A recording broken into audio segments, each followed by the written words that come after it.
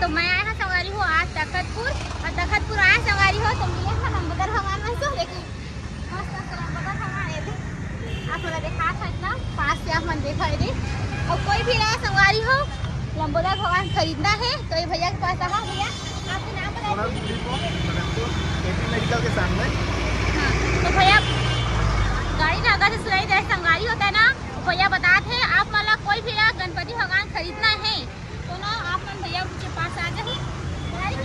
सोनल बूटी को Takhatpur KP medical के जस्ट सामने हाँ, केवल मिट्टी का ही गणेश प्राप्त हो या वाटर प्रूफ है का भी वाटर प्रूफ नहीं वाटर प्रूफ नहीं है। तो हाँ। का कारण के भैया बता दे तो रेट मतलब 100 रुपये से चालू है भैया। हाँ। 100 रुपये 150 300 400 500 600।